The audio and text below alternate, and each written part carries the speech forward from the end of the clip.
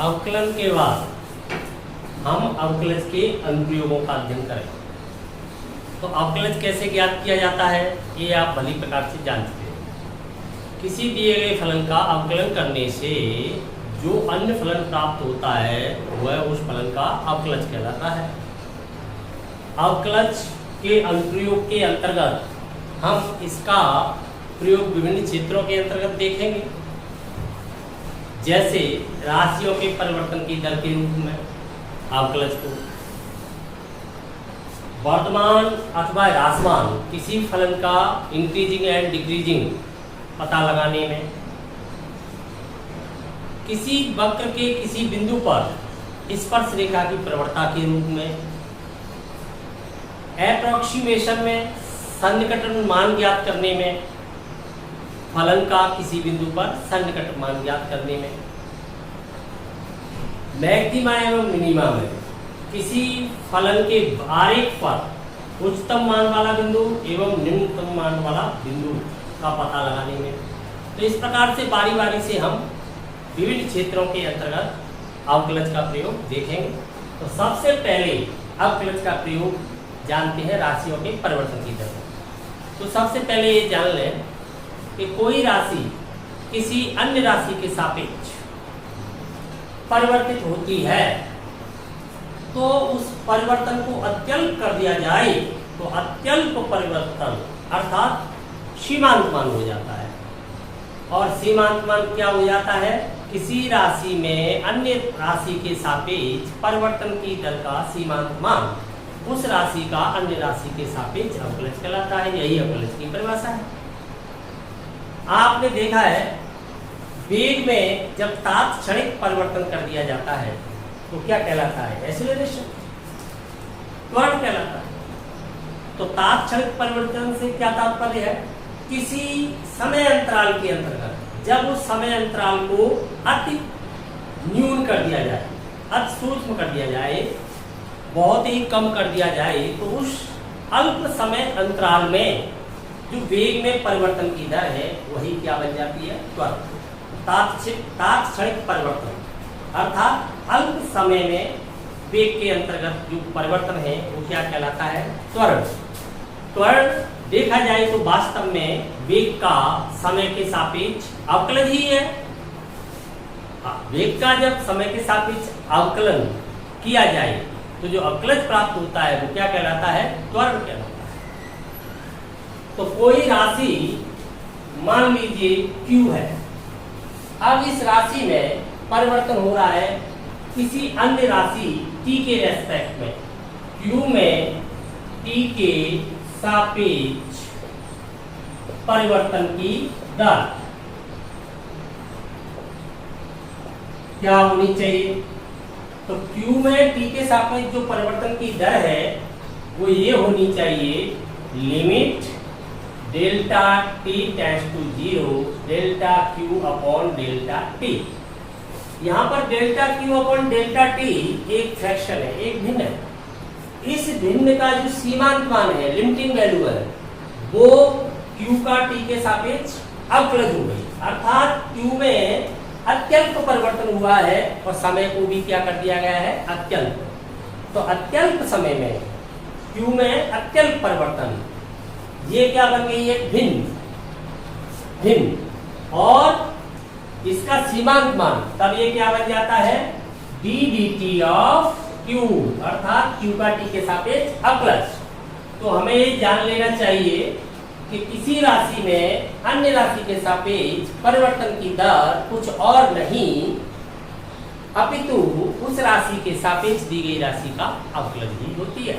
तो अवकलज को हम राशियों में परिवर्तन के रूप में देखेंगे। लेकिन विशेष महत्वपूर्ण बात यह है कि प्रश्न के अंतर्गत कहा जाए कि परिवर्तन की दर इस राशि के सापेक्ष ज्ञात करनी है, तब तो उसी के सापेक्ष अवकलन करना चाहिए।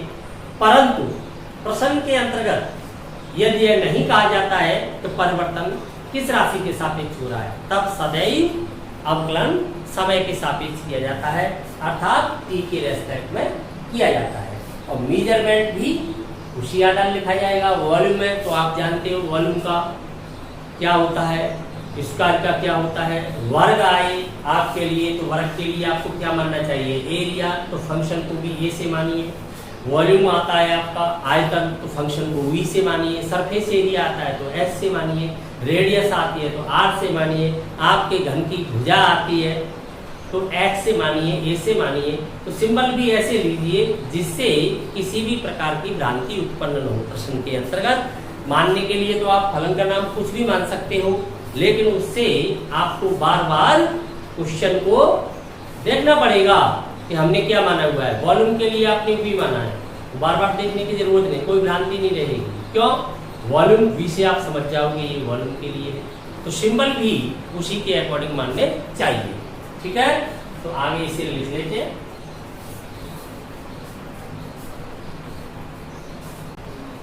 ध्यान देंगे यहाँ पर, किसी राशि Q में अन्य राशि x के सापेक्ष परिवर्तन की दर राशि Q का x के सापेक्ष अवकलज ddx ऑफ Q होती है।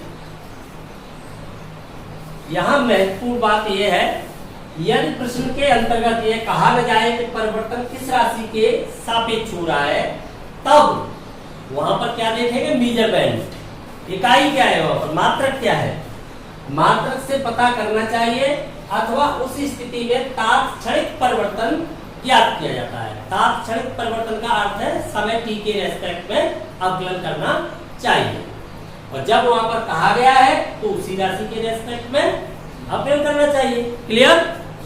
तो परिवर्तन की दर कुछ और नहीं है, बल्कि परिवर्तन की दर से तात्पर्य है कि जिस राशि के सापेक्ष परिवर्तन की दर ज्ञात करनी है उसी राशि के सापेक्ष अवकलज फाइंड करना है। क्लियर?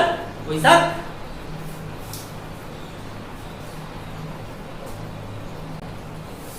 पहले प्रश्न के अंतर्गत हमें वृत्त के क्षेत्रफल में परिवर्तन की दर उसकी त्रिज्या r के रेस्पेक्ट में फाइंड करनी है। तो अवकलन किसके रेस्पेक्ट में किया जाएगा, r के रेस्पेक्ट में किया जाएगा।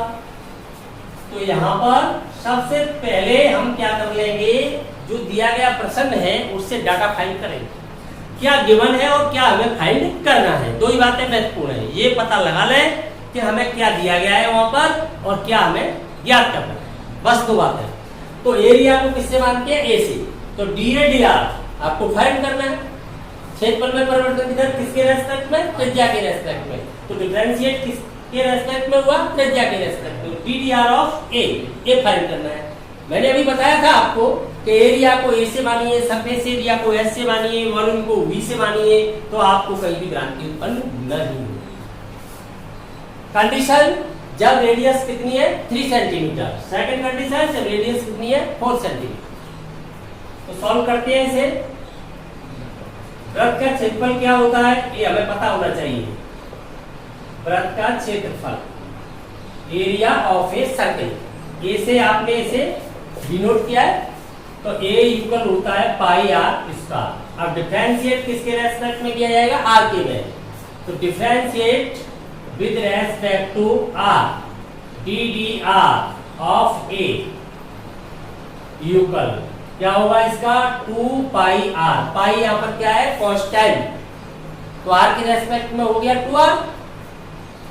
आर का तो एक हो ही जाएगा, आर के रेस्पेक्ट में चल रहा है तब। अब इसकी वैल्यू फर्स्ट हमें डी ए डी आर की वैल्यू फाइंड करनी है एट आर इक्वल 3।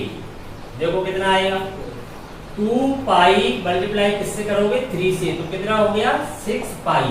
अब इसका मेजरमेंट लिखना है, तो यहाँ पर क्या है, एरिया पर क्या है, यहाँ पर डिवाइड किससे हो रहा है, रेडियस से, तो यहाँ पर एरिया का लिखना चाहिए, फिर पर सेंटीमीटर, तो एरिया का क्या होता है, स्क्वायर सेंटीमीटर पर सेंटीमीटर। क्यों, ऊपर क्या है एरिया, नीचे क्या है रेडियस। तो एरिया का क्या होता है, स्क्वायर यूनिट, यूनिट क्या है यहाँ पर सेंटीमीटर, और इसका क्या होता है, ये तो लंबाई है, तो इसका तो सेंटीमीटर हो।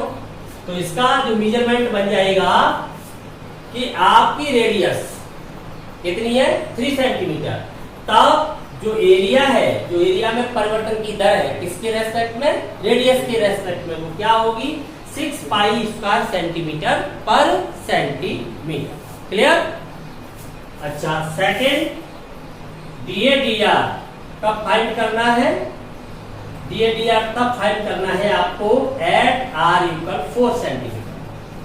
तो 2 पाई multiply 4 equal 8 pi square centimetre पर सेंटीमीटर। यहाँ पर मेजरमेंट लिखते वक्त ये ध्यान रखें, ऐसा नहीं करना है कि सेंटीमीटर से और सेंटीमीटर स्क्वायर को आप डिवाइड करते हैं। यहाँ पर मेजरमेंट लिखा जा रहा है, ये 4 यूज किया है, यहाँ पर 3 नहीं है, 4 है, 4 है, तो 4 यूज किया है, तो 8 पाई स्क्वायर सेंटीमीटर पर सेंटीमीटर, यानी आपका 1 सेंटीमीटर क्या होगा परिवर्तन किसमें, रेडियस में, तो एरिया उस वक्त 8 पाई स्क्वायर सेंटीमीटर से बदल जाए। समझ में आ गई बात। आप यहाँ पर ये सिंबल भी यूज कर सकते हो, ऐसे सिंबल भी यूज कर सकते हो, सिंबल कोई सा भी यूज करें। जैसे आपने यहाँ पर लिखा था DADR, तो आपने ऐसे करके यहाँ पर लिख दिया, या आपने DADR और आपने ऐसे करके लिख दिया, या यहाँ पर आपने लिखा DADR और आपने इस सिंबल का यूज कर दिया, कोई सा भी सिंबल है, इससे कोई इफेक्ट नहीं पड़ता। R इक्वल यहाँ पर जो भी वैल्यू होगा ऐसे भी लिख सकते हो, जो भी आपको सिंबल अच्छा लगता है। क्लियर, समझ में आ गया। सेकंड क्वेश्चन है, किसी घन के आयतन में परिवर्तन 8 क्यूब सेंटीमीटर पर सेकंड, तब हमें पृष्ठीय क्षेत्रफल में परिवर्तन फाइंड करना है जब घन की भुजा 12 सेंटीमीटर है।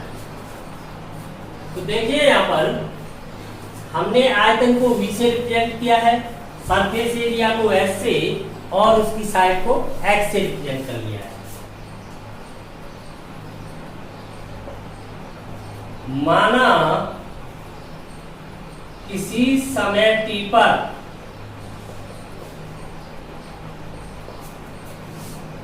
घन की भुजा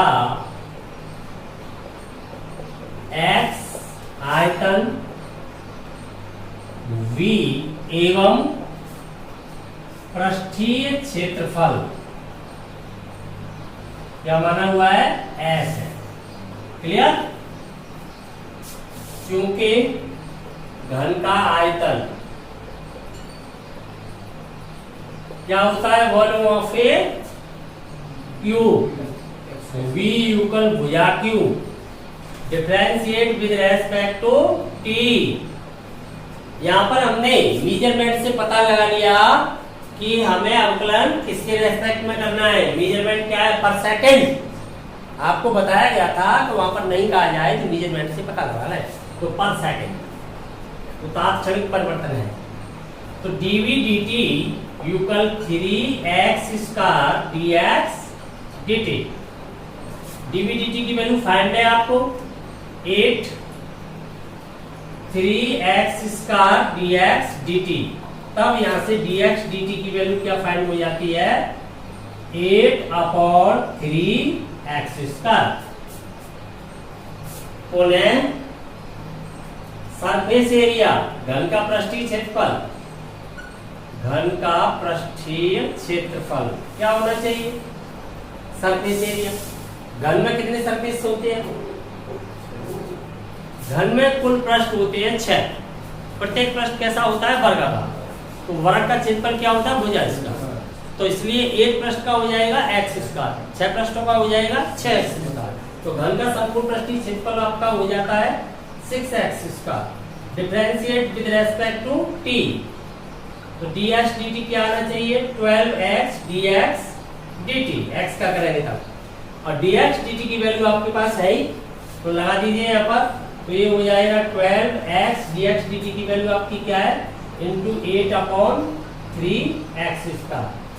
सॉल्व करेंगे इसे तो देखो क्या फाइंड हो जाएगा हमें, 3 से 4 टाइम्स, तो कितना रह गया 4, और मल्टीप्लाई में क्या रहेगा 8, अपॉन में क्या रह जाएगा केवल x, 1 पावर x की लेफ्ट हो जाएगी, 3 से 4 टाइम्स से हो गया। ठीक है, अब ds dt कब फाइंड करनी है, ds dt हमें फाइंड करना है जब घन की भुजा कितनी हो जानी चाहिए, 12 सेंटीमीटर, 12 सेंटीमीटर घन की भुजा। तो लगाइए x की वैल्यू 12, तो x इक्वल क्या लगाएंगे यहाँ पर 12, तो 4 × 8 डिवाइड बाई 12। देखो क्या फाइंड हुआ, 4 से कितने टाइम्स हो गया है, 3 टाइम्स, तो 8/3। अब इसका मेजरमेंट लिखेंगे, तो यहाँ पर क्या है एरिया, और हर में क्या है समय, तो समय का क्या है यहाँ पर सेकंड, और इसका क्या बन जाएगा आपका एरिया का तो स्क्वायर यूनिट होता है, यूनिट कौन है सेंटीमीटर, तो क्या हो जाएगा स्क्वायर सेंटीमीटर पर सेकंड। अतः जो घन का पृष्ठीय क्षेत्रफल है वो 8/3 स्क्वायर सेंटीमीटर पर सेकंड की दर से बढ़ रहा है। जब आयतन में 8 क्यूब सेंटीमीटर पर सेकंड की दर से वृद्धि होगी तब घन के पृष्ठीय क्षेत्रफल में 8/3 घन सेंटीमीटर पर सेकंड की दर से वृद्धि होगी। जब घन की उस समय घन की जो भुजा है वो क्या होगी 12 सेंटीमीटर। क्लियर, समझ में आ गया?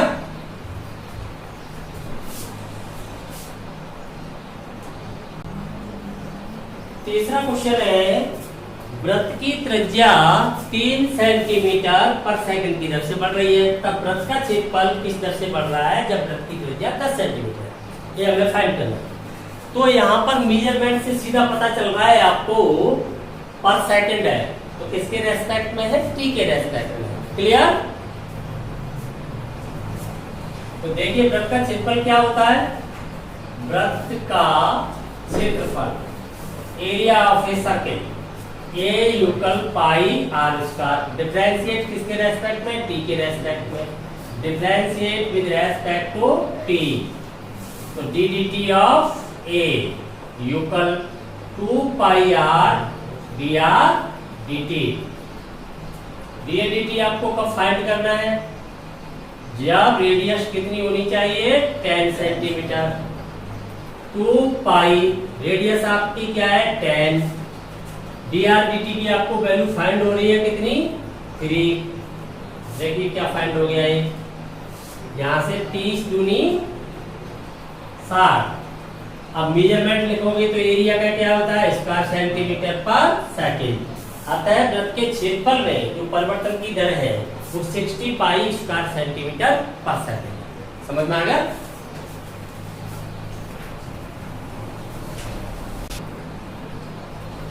क्वेश्चन नंबर 4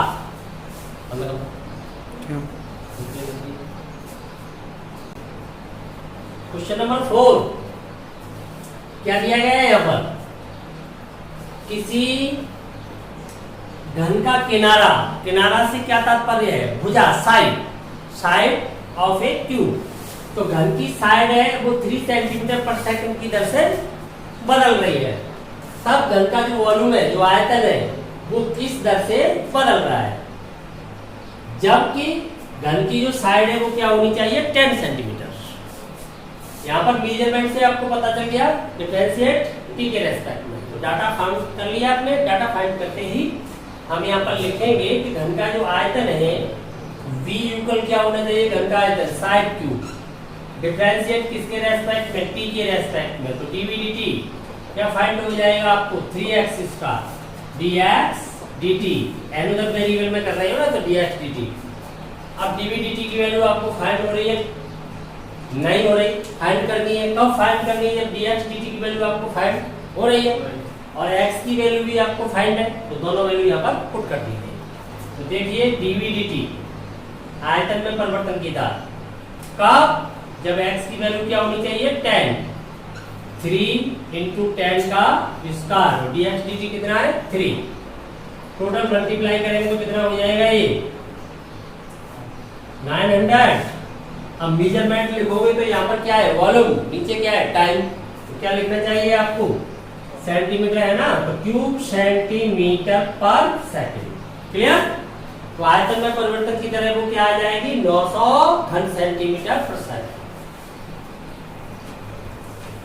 क्वेश्चन नंबर 5, एक स्थिर झील में एक पत्थर डालने से तरंगें वृत्ताकार रूप में चलती हैं, तो किस दर से चल रही है, dr/dt दिया है आपको 5 सेंटीमीटर पर सेकंड, इस दर से त्रिज्या बदल रही है।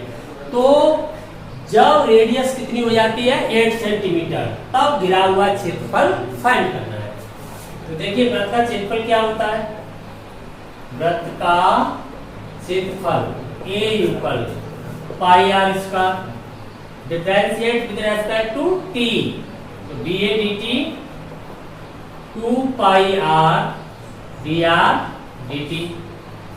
डी ए डी टी का फाइंड करना है जब रेडियस हो जाती है आपकी 8 सेंटीमीटर।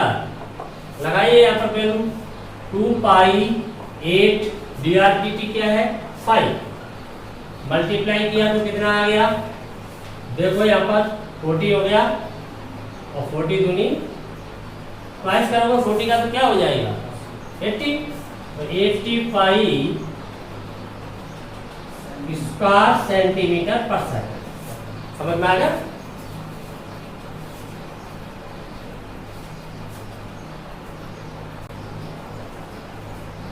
क्वेश्चन नंबर 6 हमें दिया गया है कि एक वृत्त की जो रेडियस है वो 0.7 सेंटीमीटर पर सेकंड की दर से बदल रही है, तब उसका जो सर्कमफेरेंस है, जो उसकी परिधि है, वो किस दर से बदल रही है। तो परिधि को हमने किससे यहाँ पर डिनोट किया है, सी से, सर्कमफेरेंस परिधि। तो वृत्त की परिधि क्या होती है, वृत्त की परिधि C equal 2 pi R differentiate with respect to T D D T of C. 2 pi T के रेस्पेक्ट में हो रहा है तो आर का क्या हो जाएगा डी आर डी टी। 2 पाई यहाँ पर क्या है कांस्टेंट। अब आपको डी आर डी टी की वैल्यू फाइंड है, आर की वैल्यू भी फाइंड है, पर आर तो यहाँ पर है ही नहीं। तो देखिए जो डीसी डीटी आपका होगा इस रेडियस से यहाँ पर कोई भी प्रभाव नहीं पड़ रहा है, क्यों, यहाँ रेडियस है ही नहीं। तो रेडियस से यहाँ पर कोई प्रभाव नहीं पड़ेगा। आर इक्वल 4.9 हो अथवा कुछ और हो। तो क्या फाइंड होती है 2 पाई और डी आर डी टी की वैल्यू है 0.7। मल्टीप्लाई करके कितना हो गया ये 1.4, 7 दूनी 14, तो 1.4 पाई। अब मेजरमेंट लिखोगे तो यहाँ पर अंश में कौन है सर्कमफेरेंस परिधि और नीचे कौन है समय। तो परिधि के लिए क्या होता है सेंटीमीटर, तो सेंटीमीटर पर सेकंड। अतः जो आपकी वृत्त की परिधि है वो 1.4 पाई सेंटीमीटर पर सेकंड की दर से बढ़ रही है। 7वां प्रश्न इस प्रकार से दिया गया है, एक आयत रेक्टेंगल की जो लेंथ है, जो लंबाई है वो क्या है x और चौड़ाई क्या है यहाँ पर y। तो लंबाई में जो परिवर्तन हो रहा है वो ऋणात्मक हो रहा है, क्योंकि लंबाई घट रही है। और जो अभी चौड़ाई है, चौड़ाई में जो परिवर्तन है वो कैसा है पॉजिटिव है, क्योंकि उसमें वृद्धि हो रही है, इंक्रीज हो रही है। तब हमें उसके पेरीमीटर को हमने किससे मान लिया है पी से। तो उसके पेरीमीटर में परिवर्तन की दर हमें फाइंड करनी है कब, जब उसकी लंबाई 8 सेंटीमीटर चौड़ाई 6 सेंटीमीटर होनी चाहिए।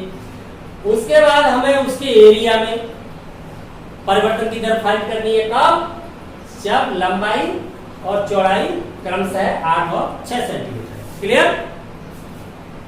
तो देखिए परिमाण perimeter of a rectangle P equal, आयत का परिमाण होता है 2 इंटू लंबाई प्लस चौड़ाई, differentiate with respect to T। तो dP dt क्या फाइंड हो जाएगा, 2 यहाँ कांस्टेंट है, T के रेस्पेक्ट में इसका करेंगे तो dx dt, y का करेंगे तो dy dt। दोनों की वैल्यू आपको फाइंड हो रही है वो लगा दीजिए, तो dP dt आपको फाइंड हो जाएगा। यहाँ x और y की तो वैल्यू लगाने की जरूरत ही नहीं पड़ रही है, क्योंकि x y तो यहाँ पर है ही नहीं। तो सीधी dP dt आप फाइंड कर लें, तो dP dt आपको क्या फाइंड हो जाएगी, ट्वाइस इंटू dx dt की वैल्यू आपकी क्या है नेगेटिव, तो -5। नेगेटिव क्यों नहीं गई, क्योंकि इसमें कमी आ रही है, घट रही है। घटने को कौन से चिन्ह से दर्शाते हैं, नेगेटिव से, और बढ़ने को धनात्मक। अगर वृद्धि आपकी वृद्धि हो रही है तब तो धनात्मक, और उसमें अगर ह्रास हो रहा है उसमें कमी आ रही है तब क्या होगा ऋणात्मक चिन्ह है, कमी को यहाँ पर दर्शा रहा है माइनस। तो प्लस ये कितना है 4, सॉल्व करेंगे तो देखो क्या आएगा, क्या बचा यहाँ पर -1, तो 2 इंटू -1, तो क्या हो गया -2। अब यहाँ पर मेजरमेंट क्या है, देखिए मेजरमेंट सेंटीमीटर है, पेरीमीटर सेंटीमीटर में रहेगा, पर मिनट, सेकंड नहीं है, मिनट है यहाँ पर। तो ये हो जाएगा -2 सेंटीमीटर है, हाँ सेंटीमीटर पर मिनट। तो इस तरह से अब तुम इसको ऐसे लिखना चाहते हो कि आयत का परिमाप 2 सेंटीमीटर पर मिनट की दर से घट रहा है। जब घट रहा शब्द यूज करोगे तो माइनस नहीं लगाओगे, इसे ऐसे भी लिख सकते हैं हम। अतः आयत का परिमाप 2 सेंटीमीटर पर मिनट की दर से घट रहा है, अर्थात उसमें कमी आ रही है। तब माइनस कहाँ आ गया, इस शब्द के साथ। जब घट रहा शब्द आप लिख रहे हो तो ऑटोमेटिक वो कमी को बता रहा है। या फिर आप ये नहीं लिख रहे हो इसको लैंग्वेज में तो ये लिखो। क्लियर? अब देखिए सेकंड में हमसे क्या पूछा गया है कि जो आयत का एरिया है वो किस तरह से चेंज हो रहा है। तो लिखिए आयत का क्षेत्रफल, एरिया ऑफ ए रेक्टेंगल, किससे रिप्रेजेंट किया है आपने, ए से। क्या होता है, लंबाई गुणा चौड़ाई, लंबाई x चौड़ाई y है। अब डिफरेंशिएट करो t के रेस्पेक्ट में, तो dA dt युगल एक को स्थिर रखते हुए एक का करोगे लेबनिंग नियम से, गुणन नियम से। तो आपने यहाँ पर x को स्थिर रखा तब y का क्या हुआ dy dt, प्लस y को स्थिर रखा तो dx dt। क्लियर? अब यहाँ पर x भी है, y भी है, dy dt dx dt सभी है, तो सबकी वैल्यू आपको फाइंड हो रही है, तो लगाइए। तो dA dt आपको कब फाइंड करना है, जब x की वैल्यू है 8, y की वैल्यू है 6। देखिए 8 और dy dt की वैल्यू क्या है यहाँ पर 4 प्लस y की वैल्यू क्या है आपकी 6 और dx dt की वैल्यू है -5। सॉल्व करो इसे, ये कितना हो गया 32 प्लस वो प्लस माइनस क्या हो जाएगा -30, टोटल क्या बचा 2 सेंटीमीटर पर मिनट। तो हमें पता चलता है कि जो आपके आयत का क्षेत्रफल है वो 2 सेंटीमीटर प्रति मिनट की दर से बढ़ रहा है, उसमें वृद्धि हो रही है क्योंकि पॉजिटिव आ रही है। तो क्या होगी, स्क्वायर सेंटीमीटर में होती है, एरिया है, एरिया किसमें मेजरमेंट होगा स्क्वायर सेंटीमीटर में, और जबकि यहाँ पर पेरीमीटर किसमें होगा सेंटीमीटर में, ये स्क्वायर सेंटीमीटर में होगा। तो आप लिख दोगे यहाँ पर, अतः आयत का क्षेत्रफल 2 वर्ग सेंटीमीटर प्रति मिनट की दर से क्या हो रहा है, बढ़ रहा है। ये बढ़ रहा है, इसमें वृद्धि हो रही है। समझ में आ गया पूरी तरह से, क्लियर हो गया?